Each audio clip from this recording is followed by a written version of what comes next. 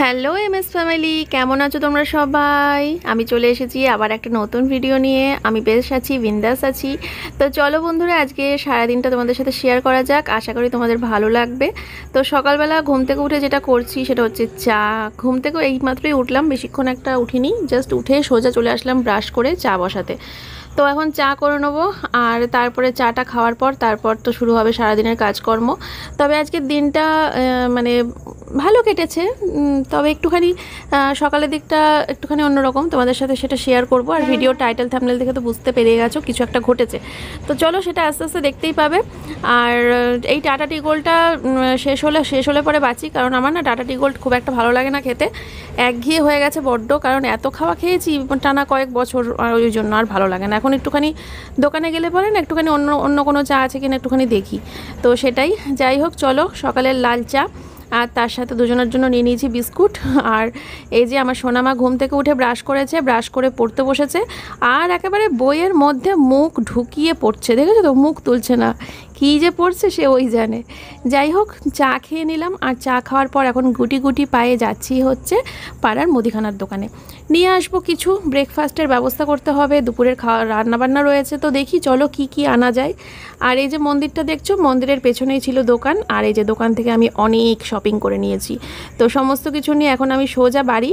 আর এই দেখো কত কিছু কিনেছি। কিনলাম হচ্ছে বাউলি আর বরবটি, তারপরে এই যে ম্যাঙ্গো জেলি না কি জানি না, ম্যাঙ্গো জয় বলে বোধহয় লেখা আছে, তার সাথে কলা আর একটুখানি মসুরির ডাল নিয়েছি। আর এগুলো কালকে সন্ধ্যাবেলা সেই টিফিনের জন্য এনেছিলাম, বেঁচে গেছে। তো চলো এগুলো এখন সাজিয়ে নেব 3 জায়গায়, 3 জনের জন্য ব্রেকফাস্ট। তো এটা দেখতে পাচ্ছ, এটা সোমনাথের, আর এটা হচ্ছে মেয়ের, আর একদম লাস্টে এটা হচ্ছে আমার। আমি অত কিছু খাই না, খেতে পারি না, তার জন্য আমার জন্য স্বল্প খাবার। ঠিক আছে, তো 3 জনের জন্য 3 রকম ব্রেকফাস্ট। তো যাই হোক, একটা মানে খারাপ ঘটনা ঘটে গেছে, তার জন্য একটুখানি মুড অফ করে নিজে নিজেই দুশ্চিন্তা করছিলাম যে এরকম একটা ঘটনা ঘটলো, তা আবার একবার নয়, পরপর দুবার। তো কেন এরকম হলো? এটা কি কোনো মানে খারাপ কিছুর সংকেত দিচ্ছে, নাকি কোনো আমার জীবনে আবার কোনো খারাপ কিছু আসতে চলেছে তারই একটা সংকেত দিল ভগবান? আমি জানি না। তবে যেটা হয়েছে সেটা খুব খারাপই হয়েছে।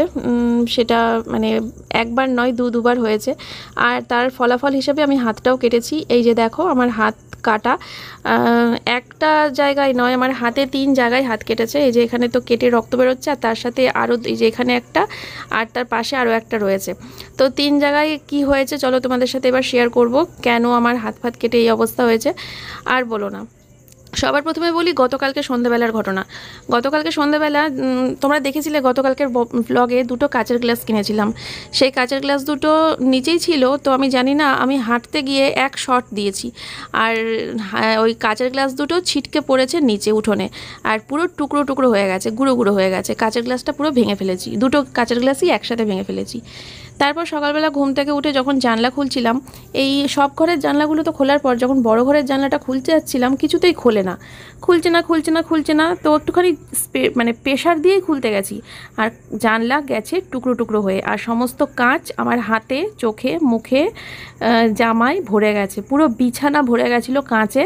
তো বিছানাটা ভালো করে ঝেড়ে নিলাম, আর এখন ঘরটরও ঝাড় দিতে হবে। আর জানলার মানে দেখো অবস্থা কিভাবে ফেটেছে, মানে আমি জোরে প্রেশার দিয়েছি আর ওই রকমভাবে ভেঙে গেছে। তো ওই যে গতকালকে 2টো কাচের গ্লাস ভাঙলো, আজকে আবার কাচের জানলা ভাঙলো। আর তোমরা তো জানোই কাঁচ ভাঙা কিন্তু অশুভ, ভীষণভাবে অশুভ কাঁচ ভাঙা। এটা আমি শুনে এসেছি ছোটোবেলা থেকে, আর এর বাইরে কিছু নয়, জাস্ট ছোটোবেলা থেকে শুনে এসেছি। তো সেটাই ভাবছি যে কাঁচ ভাঙা নাকি অশুভ। পুরোনো দিনের মানুষরা তো সবাই এই কথাই বলে, জানি না কি হবে, চলো যা হবে দেখাই যাবে, দেখে নেবো আর কি, লড়ে নেবো, এরকম একটা ব্যাপার। তো আর এই যে দেখো বাড়ির সামনে দিয়ে যাচ্ছিলো লোহা ভাঙা টিন ভাঙা, তো এখানে প্রচুর লোহা ভাঙা, টিন ভাঙা, কাঁচ ভাঙা, টাইলস ভাঙা সবই রয়েছে। তো ওগুলো দিয়ে মোটামুটি 500 টাকার কাছাকাছি হচ্ছিল, কিন্তু আমি টাকাটা নিইনি ওনার কাছ থেকে। আর এলাম টাকাটা নেবো না, তোমার কাছেই রাখো, তুমি এগুলো নিয়ে যাও, যতটা পারো ততটা তুলে নিয়ে যাও। এমনকি যদি কোনো কিছু তোমার নাও লাগে সেটা তুলে নিয়ে গিয়ে বাইরে ফেলে দাও, তাও ভালো, কিন্তু আমার এই কাজটুকু করে দাও। তো যাই হোক, উনি খুব খুশি হলেন শুনে, যেহেতু টাকাটা নিয়ে নিই। তারপরে উনি অনেকটাই পরিষ্কার করে দিয়েছেন, আর অল্প একটু পড়ে রয়েছে, সেটা পরে লেবার দিয়ে আমি করিয়ে নেব। আর এই যে দেখতেই পাচ্ছ জানলা ঠিক করতে চলেও এসেছে। আমি ফোন করলাম যে আজকের মধ্যেই আমার জানলাটা ঠিক করে দিয়ে যেতে হবে, কারণ নাহলে এসি চালাতে পারবো না, না এসি চলবে না, গরমের মধ্যে কষ্ট করতে হবে। যেহেতু অ্যাডভেস্টারের ঘর, তো গরম তো একটু বেশিই হয়, তার জন্য এসি তো চালাতেই হবে। যাই হোক, তারপরে আমি ঘরটা ভালো করে ঝাড় দিয়ে নিলাম। ঝাড় দেওয়াটা শ্যুট করিনি, কারণ আমাকে চশমা পরে খুব নিখুঁতভাবে ঘরটা ঝাড় দিতে হয়েছে, তার জন্য শেয়ার করিনি। কারণ সারা ঘরে কাঁচ পড়েছিল, তো কাঁচের টুকরো, তার জন্য অনেকটা সময় লেগেছে, তাই খুব মন দিয়ে ঝাড় দিতে হয়েছে আর কি। আর ঝাড় দেওয়ার পরে ভাবলাম যে আর মোছাটা বাকি থাকে কেন, ঝাড় যখন দেওয়া হয়ে গেছে তাহলে ঘরটা মুছেই ফেলি। তো ঘরটা ঝাড় দিয়ে মুছে নিচ্ছি। আর সোমনাথ তো নেই, সোমনাথ তো সেই ব্রেকফাস্ট করেই চলে গেছে ও বাড়িতে স্নান করতে, তারপরে ওর মাছেদের খাবার খাওয়াবে, তো এই সমস্ত কাজগুলো ওর রয়েছে, তো ও বাড়ি চলে গেছে।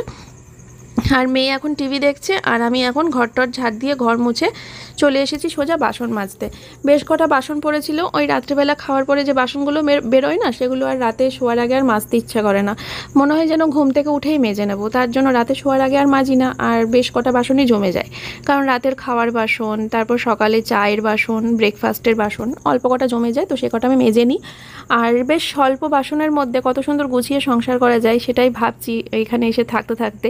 কোনো অসুবিধা হচ্ছে না, গোনাগান্তি বাসন জানো তো, 3টে থালা, 3টে বাটি, একটা গামলা, একটা হাঁড়ি, এরকম টাইপের আর কি গোনাগান্তি বাসন, অথচ কোনো অসুবিধা নেই। আর মানুষের বাড়িতে কত বাসন, বিশেষ করে আমারই তো আমার ওই যে ওই বাড়িতে মানে বাসন এত, সে বাপরে বাপ, রান্নাঘর ঢুকলেই খালি বাসন। আমার শাশুড়ি মায়ের তো কোনো কথাই নেই, আর আমারও তো কোনো কথাই নেই। আর এখানে দেখো স্বল্প বাসনে দিনের পর দিন কত সুন্দর সংসার করছি। আর এটা নিয়ে সোমনাথকে বলছিলাম যে এই বাড়িতে কত অল্প জিনিস, অথচ কোনো অসুবিধাই নেই, দেখো কত সুন্দর, মানে ভালো রয়েছে সব কিছু। মশলার কোটো বেশি নেই, 4-5টা মশলার কোটো, অল্প কটা বাসন, দিব্যি রয়েছি। যাই হোক, চলে এসেছি, দুপুরে রান্নাবান্নার তোড়জোড় চলছে। তো আমি আজকে মুসুরির ডাল কিনে নিয়ে এসেছি, তো একটুখানি ডাল করব আজকে। গরম যা পড়েছে, কালকে তো সেই চিকেন খাওয়া হলো সবাই মিলে, তো চিকেন যদিও রয়ে গেছে, অল্প একটুখানি রয়ে গেছে, 3-4 পিস মতো, আর ডাল বসালাম। আর এদিকে দেখো জানলাটা ঠিক করে দিয়ে গেছে, বেশি নেয়নি, 190 টাকা হয়েছিল, তো 200 টাকা দিয়েছি ওনাকে, যেহেতু বললাম যে থাক, 10 টাকা এক্সট্রা দিলাম, বাইরে চাটা খেয়ে নেবেক্ষণ। তো জানলাটা ঠিক করে দিয়ে গিয়ে খুব সুবিধাই হলো। আর যা কাণ্ড হলো সকালবেলা, আমি তো মানে এখনও ভেবেই যাচ্ছি যে কি হলো, কাজ কেন ভাঙলো, কালকেও ভাঙলো, আজকেও ভাঙলো। যাই হোক, আর তো এই যে দেখো জনি বসে রয়েছে, মেয়ে টিভি দেখছে, আর আমি ওদিকে ডালটা নামাবো। আর এদিকে হচ্ছে, তার আগে দেখাই তোমাদেরকে, আলু আর বরবটি রেডি করে রাখলাম, ওটা ভাজবো তো, তাই কাটবো বলে রেডি করে রেখেছি। আর এদিকে দেখো ডালটা সিদ্ধ হয়ে গেছে, আর তারপরে আমি ফোড়নও দিয়ে দিয়েছি। ফোড়নে দিয়েছি গোটা জিরে আর পেঁয়াজ, গোটা জিরে পেঁয়াজ দিয়ে ডালটা ফোড়ন দিয়েছি। অনেক দিন পর এরকমভাবে ডাল করছি, কারণ আমার শ্বশুরবাড়িতে মসুরির ডালটা একটু কমই হয়, যেহেতু আমার শ্বশুরমশাই খায় না, তার জন্য ও বাড়িতে রেগুলার মুগের ডালটাই হয়। আর তার জন্য মসুরির ডালটা অনেক দিন পর তো একটুখানি জুত করেই রান্নাটা করলাম। একটু হলুদ কম হয়েছে, নামানোর সময় আবার একটুখানি হলুদ দিলাম, দিয়ে আমি এখন নামিয়ে নেব। আর সোমনাথ তো বলছিল ভালো হয়েছে খেতে, আর আমিও একটুখানি বেশ জুত করেই করেছিলাম, ঘন করে করেছিলাম ডালটা। আর সাথে তো লেবু কিনে নিয়ে এসেছিলাম, দেখতেই পেলে গতকালকে কিনে নিয়ে এসে রেখেছিলাম লেবু, তো সেই লেবু বেশ জুত করে ডাল খাওয়া যাবে। তো এখন বসে পড়লাম আলু আর বরবটি কাটতে। অনেক দিন ধরেই ভাবছিলাম বরবটি খেতে হবে, তো আজকে মুদিখানার দোকানে গিয়ে জিজ্ঞেস করলাম কি কি সবজি আছে, তো অনেক রকম সবজিই বললো, তার মধ্যে থেকে শুধু বরবটিটা নিয়ে এসেছি। আর কিছু সবজি টবজি নিইনি, বেশি একটা নিয়ে এসে ঘরে স্টোর করে তো লাভ নেই, কারণ ঘরে স্টোর করে কি হবে, পাশের বাড়িতে যখন দোকান, পাশের বাড়িতেই স্টোর থাক, যখন যেটা দরকার হবে, যখন যেটা খেতে ইচ্ছে করবে, পাশের বাড়িতে যাব, দোকানে যাব, টুক করে নিয়ে চলে এসে রান্না করে বসিয়ে দেবো, নিয়ে এসে ঘরের মধ্যে বোঝাই করে লাভ নেই, তাই না? যাই হোক, এইভাবেই আর কি ঘর দোর ফাঁকা রেখে বেশ গুছিয়ে সংসার করছি আর কি বলতে পারো। তো চলো এখন কথা বলতে বলতে বরবটিটা কেটে নেবো। আর ওদিকে সোমনাথকে ফোন করলাম কখন আসবে না আসবে, তো ও আবার বললো যে একেবারে একটু দেরি হবে, একটু ঘুম পেয়েছে, আমি একটুখানি ঘুমাবো, তারপরে আসবো, ও তাই বলছে। তো অনেকটা পরেই এসেছিলো, সেই দুপুরে খাওয়ার টাইমে এসেছিলো, আমি তো সে মেয়েকে খাওয়ানো হয়ে গেছিলো, তারপরে এসেছিলো। তো এদিকে ডালটা নামিয়ে নেওয়ার পর এখন এদিকে বরবটি আলুটা এখন ভাজবো বলে রেডি হয়ে গেছি। আর দিয়েও দিচ্ছি তেলের ওপর আলু বরবটি ভাজা, নুন হলুদ দিয়ে, কোনো লঙ্কা টঙ্কা দিইনি, ফোড়ন টোড়ন দিইনি, জাস্ট সিম্পল একটা ভাজা। ঠিক আছে, আমার মেয়ে তো খুব রেগে গেছিলো বরবটি দেখে, কারণ ও আবার ওই বলে শুধু আলু ভাজা করতে পারতে, বরবটি দেওয়ার কী দরকার ছিল। কিন্তু আমার আবার একটুখানি বরবটি আলুর সাথে একটুখানি আলু না দিলে না ভালো লাগে না, শুধু আলু ভাজাও একরকম স্বাদ, কিন্তু বরবটি দিয়ে আবার অন্যরকম স্বাদ। তো চলো, আর কালকে একটা কমেন্ট এসছে আমার এই খয়েরি কালারের নাইটিটা তোমাদের খুব ভালো লেগেছে। তো যাই হোক, হ্যাঁ থ্যাংক ইউ নাইটিটাকে পছন্দ করার জন্য, কারণ আমি নিজেও অনেক পছন্দ করে এই নাইটিটা কিনেছিলাম আমার নিজের জন্য। পয়লা বৈশাখে নিজে গিফট করেছিলাম। তো জামা কাপড় কাচলাম আর স্নানটাও করে নিলাম সাথে সাথে। আর স্নান টান করে জামা কাপড়গুলো ফার্স্টে উঠোনে মেলতে গেছিলাম। এবার উঠোনে মেলতে গিয়ে সেই যখন জুতোটা পরতে গিয়ে পায়ে এমন ছ্যাঁকা খেয়েছি, সে ট্রিং করে লাফিয়ে ঘরে ঢুকে গেছি। তখন আর মানে স্বপ্নেও কল্পনা করতে পারছিলাম না যে আমি উঠোনে গিয়ে জামা কাপড়গুলো মেলতে পারবো। আর উঠোনে গিয়ে মেলেই বা কী হবে, উঠোনে গিয়ে মেললে হয়তো জামা কাপড়গুলো শুকোতে টাইম নেবে 5 মিনিট, আর ঘরে মেললে পরে হয়তো শুকোতে টাইম নেবে 15 মিনিট। খুব একটা ফারাক না। এই জায়গাটা করে মেলছি, কিছুক্ষণ বাদে এই জানলাটা দিয়ে এত রোদ দিয়েছিল আর এত জোরে হাওয়া দিয়েছিল যে এই সব জামা কাপড়গুলো শুকোতে আর একদম সময় নেয়নি। তো খুব সুন্দর মেলার জায়গা। তো চলো, এখন স্নান টান তো হয়ে গেল, জামা কাপড় মেলাও হয়ে গেল। এখন ঘরের জানলা মানলা সব বন্ধ করব, মানে এই বড় ঘরের বা শোয়ার ঘরের জানলাগুলো বন্ধ করব। আদার্স ছোটো ঘরের বারান্দার ওদিককার সব জানলা মানলা খোলাই থাকে, ওগুলো রাতে শোয়ার আগে বন্ধ করি। এই ঘরের জানলাটা বন্ধ করতে হবে, খুব আস্তে করে টেনে বন্ধ করলাম, দেখলে তো, কারণ সকালবেলায় তো শিক্ষাটা পেয়ে গেছি। তো যাই হোক, এখন এসি চালাবো, তার জন্য সব কিছু বন্ধ টন্ধ করে দিলাম। আর একটা কাজ করতে হবে, সেটা হচ্ছে তোমাদেরকে দেখাবো, সেটা একটু পরেই দেখাচ্ছি। তার আগে চলো, আলু বরবটিটা তো কড়াইতেই ছিল, সেটা তো তখন ঢালা হয়নি। এই যে আমরা কি সুন্দর ঢালা হয়নি বলি বলো, অথচ আমার ওই শাশুড়ি মা বা আমার শ্বশুরবাড়ির সবাই বলে কি আজর করা হয়নি। ওদের ভাষায় হচ্ছে আজর, আমাদের ভাষায় হচ্ছে ঢালা।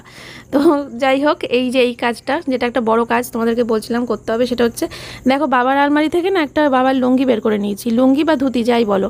তো এটা বের করে নিয়ে এই দরজার তলায় দিয়ে দিলাম, কারণ হঠাৎ করেই লক্ষ্য করলাম যে এই দরজার তলায় না অনেকখানি ফাঁকা। তো এসির হাওয়াটা বেরিয়ে যাচ্ছে, আর এতে তো এসির উপরে খুব চাপও পড়ে, আর ঘরটাও ঠান্ডা হতে অনেক লেট হয় বা ঠিক মতো হয় না। তো তার জন্য এই তলাটা এইভাবে কাপড় দিয়ে ঢেকে দিলাম। এটা অনেক বাড়িতে আমি দেখেছি, তো তার জন্য জানিও যে বিষয়টা এরকমভাবে সেট মানে ঠিকঠাক করা যায়। তো এখন হচ্ছে ভাত বাড়বো। তো মেয়েকে বললাম চল তোকে আগে খাইয়ে দিই, কারণ তোর বাবা এখনও আসেনি।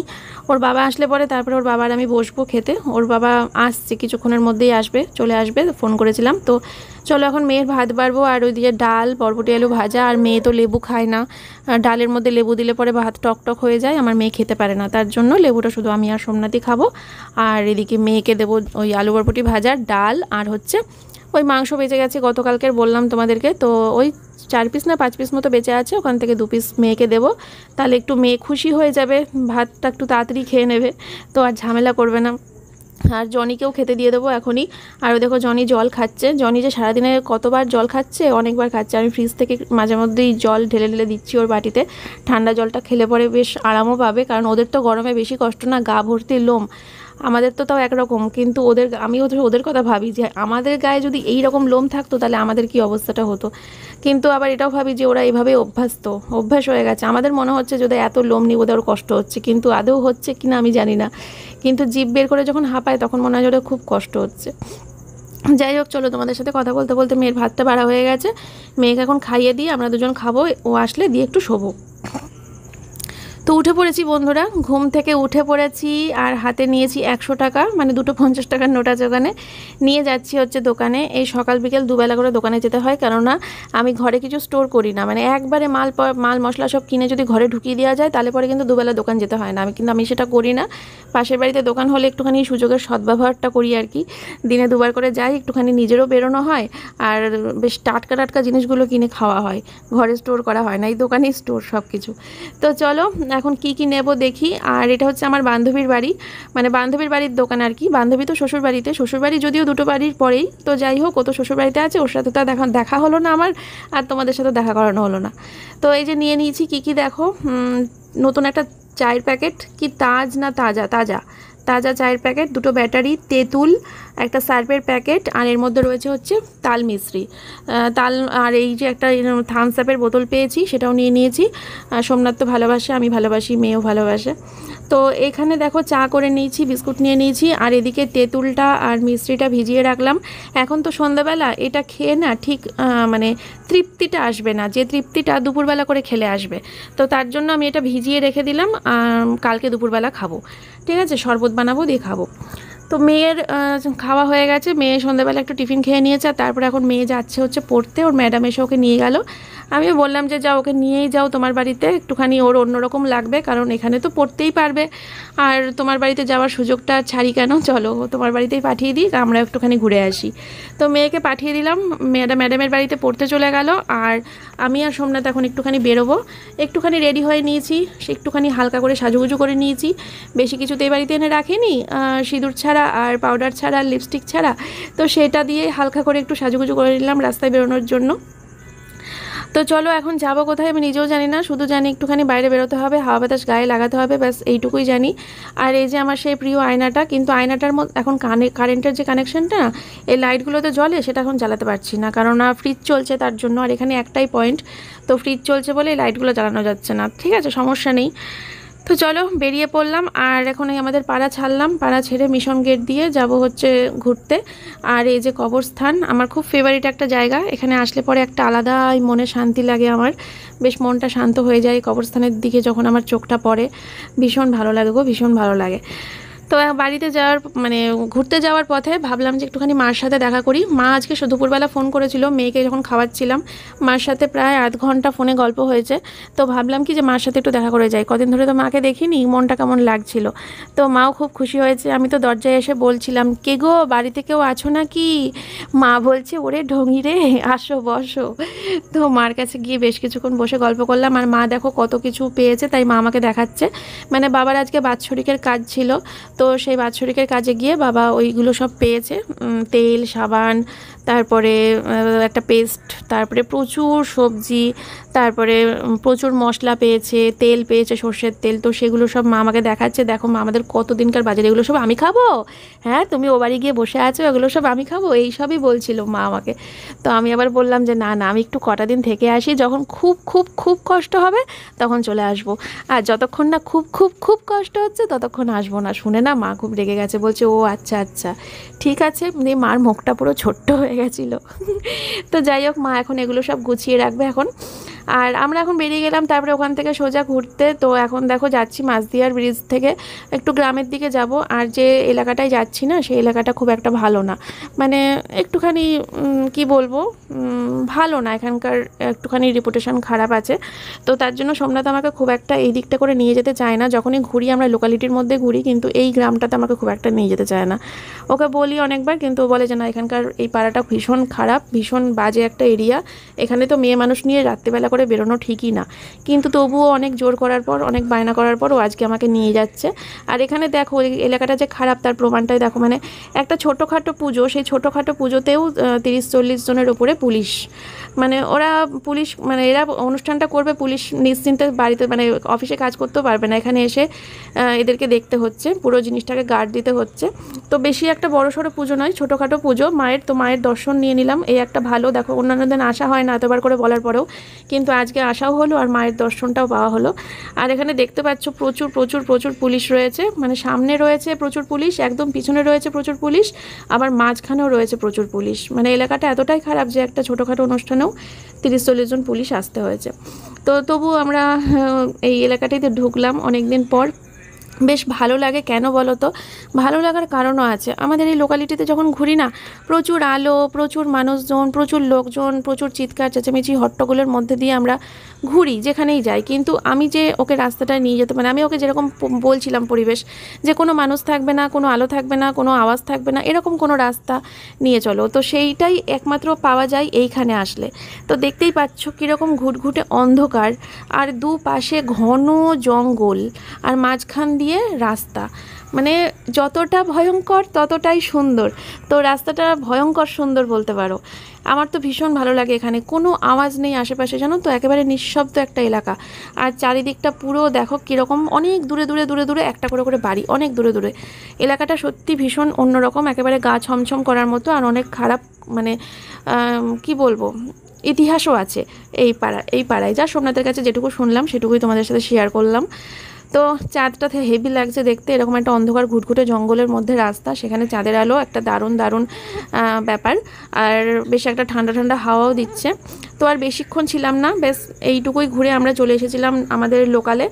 কারণ বেশি একটা ঘুরতে পারিনি। সোমনাথ বলল চলো আর বেশি ভেতরে যাব না, অনেকটা ভেতরে চলে এসেছিলাম আমরা, তো বেশি ভিতরে গিয়েও আবার খুব একটা ভিতরে যাইনি, এইটুকুই বলবো। তো সেখান থেকে আবার ফিরে চলে আসলাম আমাদের একদম পাড়ার কাছেই। তো এখানে এই যে দেখো নেত্রজ্যোতি আই হসপিটাল, তারপরে যে গ্রেট ইস্টার্ন, সব পাশাপাশি এই একই রাস্তায় মুখোমুখি আর কি। তো এইখানেই আমরা ঢুকলাম ফুচকা খাবো বলে। তো এখন দুজনে মিলে ফুচকা খেয়ে নেবো। ফুচকা খাওয়ার পর এখন আবার আমার আরেকটা বায়না, সেটা হচ্ছে ট্রেনের আশেপাশে কোথাও বসার জায়গা পাই কিনা দেখবো। তো সেরকম একটা জায়গা পেয়েও গেছি, একদম কতটা কাছ দিয়ে আমার ট্রেনটা যাবে তোমরা জাস্ট দেখো, ফিলটা করো। আমি তো শুধু ফিল করছিলাম, এরকম এত কাছে বসার সুযোগ কোনোদিন হয়নি, ট্রেনের এত কাছে, আমার পুরো গা ঘেঁষে ট্রেনটা বেরিয়ে যাবে, পুরো চাকার পাশে আমি।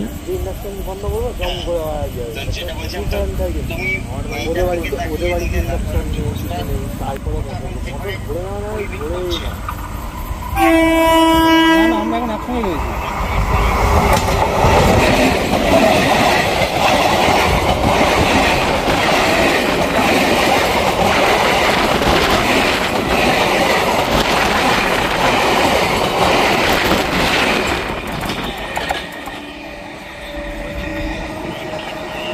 না না না, কেমন দেখলে জায়গাটা, যেখানটা করে বসেছিলাম? অসাধারণ না? তো লাইনের ধারে বেশ কিছুক্ষণ সময় দুজনে মিলে কাটিয়ে আসলাম, বসলাম ওখানে, বসে বসে ট্রেন উপভোগ করলাম, ট্রেনের আওয়াজ উপভোগ করলাম। তারপরে চলে আসলাম বাড়িতে, আর আমি একাই আসলাম বাড়িতে, মেয়ে তো পড়তে গেছে, আর সোমনাথ নেই বাড়িতে, ও গেছে হচ্ছে সৌভাগ্যী কুটিরে স্নান টান করে একবারে বাড়ি আসবে। আমি এখন বাড়িতে একা, তো ধূপ ধাপ করে গান চালিয়ে দিয়েছি, ধূপ ধাপ করে গান চালিয়ে আমি নিজেও চিৎকার করে গলা ছেড়ে গান গাইছি, আর ঘরের কাজ করব এখন, এই ঘর দূরের বিছনা টিছনা ঝাড়া, ঘরটর ঝাড় দেওয়া, এগুলো করবো। তো চলো টাটা।